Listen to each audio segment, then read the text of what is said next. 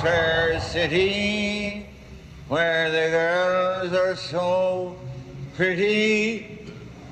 I first set my eyes on sweet Molly Malone as she wheeled her wheelbarrow through streets broad and narrow, crying cockles and mussels. One thing I could never stand was to see a filthy, dirty old drunkie howling away at the filthy songs of his fathers and going blurp blurp in between, as it might be a filthy old orchestra and his stinking rotten guts. I could never stand to see anyone like that, whatever his age might be, but more especially when he was real old like this one was. A film is, or should be, more like music than like fiction. It should be a progression of moods and feelings. The theme, what's behind the emotion, the meaning, all that comes later. Stanley Kubrick. Though a much contested figure in the film world, Kubrick was an artistic visionary known for his eccentric and groundbreaking visual style, which has earned him a title as one of the greatest directors of our time. Born in 1928 in the Bronx, Stanley Kubrick was raised in a wealthy family where he was given the opportunity to follow his passions at an early age. Originally invested in photography, Kubrick spent more than 4 years traveling the country as a photojournalist for Look magazine. He earned this opportunity because of an extraordinary photo submission which focused on the death of President Franklin Roosevelt. While studying photography, Kubrick began frequenting the Museum of Modern Art in New York City. Here, he attended weekly movie screenings featuring directors like Orson Welles and Sergei Einstein. Kubrick soon became enamored with filmmaking, with Welles and Einstein as his major influences, and in 1950 he made his directorial debut on a short film about boxing. Following the release of this documentary, Kubrick decided to leave Look magazine to pursue a career as a full-time director. His first full-length film was in 1953, titled Fear and Desire, followed by another film in 1955 and another in 1956. In 1957, Kubrick released his fourth feature film, Paths of Glory, an anti-war drama that focused on the aftermath and repercussions of World War I. This was the first of many controversial films directed by Kubrick, and it was banned from France until 1975 for its damning portrayal of French officers. Despite being commissioned to direct several films and documentaries that garnered notoriety, it was not until Kubrick moved to England and directed his feature film Lolita that his unique and iconic style began to emerge. Lolita is about a middle-aged professor who becomes obsessed with a 13-year-old girl and marries her mother just to be near her. The making of this film was extremely controversial, as it follows the story of an older man pining after an adolescent girl.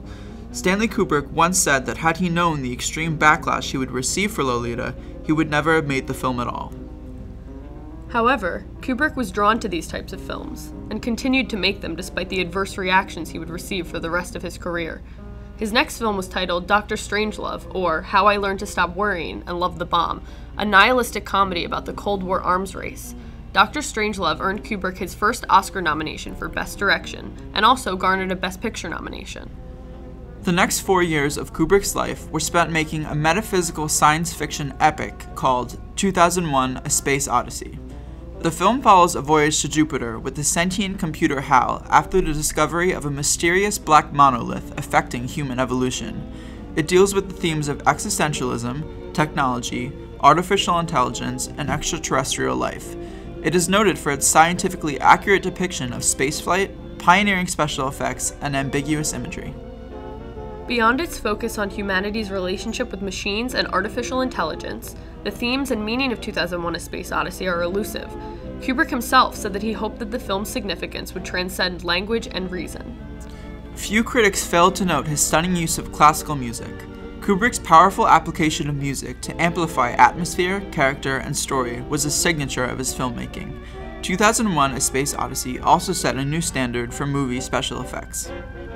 Although the story is strong, the majority of the meaning to explore in 2001: A Space Odyssey is in its visuals, not in its dialogue or characterization. Kubrick seemed to have extremely mixed feelings about technology, as it was frequently depicted as a threat to humanity, yet also something beautiful. The first sequence, set in outer space in 2001: A Space Odyssey, is an extended dialogue and plotless sequence where Kubrick simply allows technology to be featured.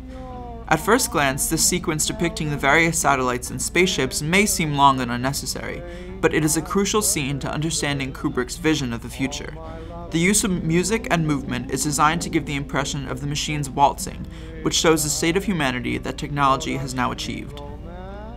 2001: A Space Odyssey earned a nomination for Best Screenplay and Best Director, but ultimately won only one Oscar for Best Visual Effects. This film revolutionized the cinematic experience by providing the audience with vibrant landscapes and colors, juxtaposed by dark subject matters. This concept was a common theme for Kubrick, as exemplified in his 1971 classic, A Clockwork Orange. A Clockwork Orange, based on the novel by Anthony Burgess, is centered around a sociopathic delinquent, Alex, whose interests include classical music, rape, and other forms of ultra-violence.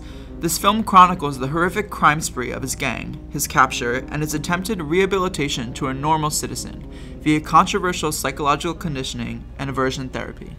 The graphic and barbaric nature of this film is not only exhibited through the plot and characterization, but heavily through the cinematography and camera techniques. There are many bizarre, canted, and low angles that help show the absolute horror being experienced by the characters in the film. In the following clip, we see a petrified old man as he realizes that the delinquent he has brought into his home is actually the same person who brutalized him and his wife many years before. Alex, the main character, is belting out a disturbing rendition of Singing in the Rain, the same song he sang while raping the old man's wife. Hearing the song triggers the old man's manic episode, which is portrayed by the low camera angle in this iconic scene.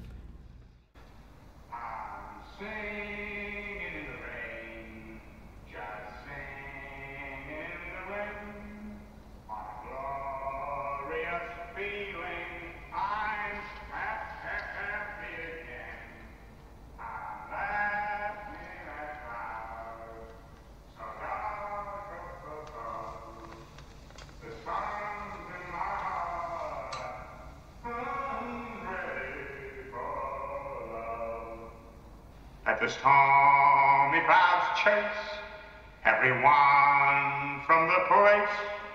Come on with the rain, I've a smile on my face. I walk down the lane to a happy and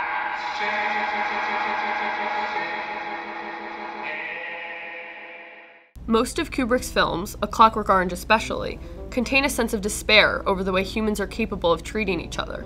Institutionalized violence and unnatural conformity are featured throughout Kubrick's films as dehumanizing and soul-destroying forces. Kubrick's tendency to experiment with different genres manifested itself in his subsequent films, Barry Lyndon, a British-American period drama, The Shining, a psychological horror film, and Full Metal Jacket, an anti-war film about Vietnam. Stanley Kubrick's iconic films were never original stories, but always adapted from published literature. Lolita was penned from Vladimir Nabokov's controversial 1955 novel. 2001: A Space Odyssey was based on an epic science fiction short story by Arthur C. Clarke, and A Clockwork Orange and The Shining were created from novels of the same names. In an interview with Rolling Stone, Kubrick said, "What I like about not writing original material, which I'm not even certain I could do, is that you have this tremendous advantage of reading something for the first time. You never have this experience again with the story. You have a reaction to it. It's a kind of falling in love reaction." Kubrick's meticulous style and rigorous practices made his films known as not only entertainment, but art pieces. His production techniques were most certainly ahead of his time. His favored use of the Steadicam is especially evident in The Shining, which was one of the first feature-length films to use this technique. Kubrick was also a fan of drawn-out, protracted scenes, which to many seem uncompromisingly slow. He also frequently used extreme wide-angle shots, so wide they could cause barrel distortion, as in the case of A Clockwork Orange. The wide angles were filmed as both dolly and handheld shots. Though he definitely preferred a unique and recognizable style of filming, his pace and editing techniques made them drastically different. He never directed the same kind of film twice, which is one of the many reasons why he is considered a revolutionary in the industry. Stanley Kubrick is also famous for his painstaking attention to detail in his films, evident in his mise-en-scene shots.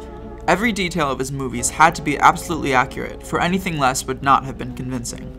In 2001: A Space Odyssey, Kubrick obsessed over everything, from the names of extraterrestrial brands like Hilton Space Station and Howard Johnson's Earthlight Room, down to the zero-gravity toilet.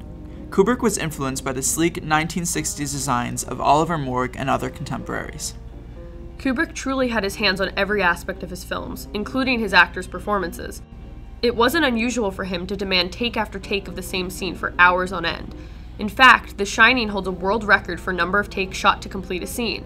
Elderly Halloran had to explain The Shine to young Danny Torrance 148 times before Kubrick was satisfied. Kubrick said, "It happens when actors are unprepared. You cannot act without knowing dialogue. If actors have to think about the words, they can't work on the emotion.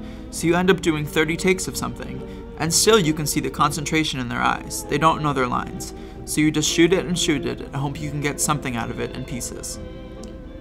Kubrick frequently cast his daughter in small cameo roles, but did not employ a reoccurring cast of actors in each of his films, part of the reason why they're all so different. Also, Kubrick often brought along his cat Wiley on set to keep him company between takes. So many people have claimed to be inspired by Stanley Kubrick, including Martin Scorsese, George Lucas, Woody Allen, the Coen brothers, and David Lynch. Spielberg once said that nobody could shoot a better picture in history. Many filmmakers imitate his inventive use of camera movement and framing, while others are inspired by his brilliant use of music. Kubrick doesn't just inspire filmmakers either. Countless artists, musicians, photographers, and intellectuals have paid homage to the man by making him the focus of their works.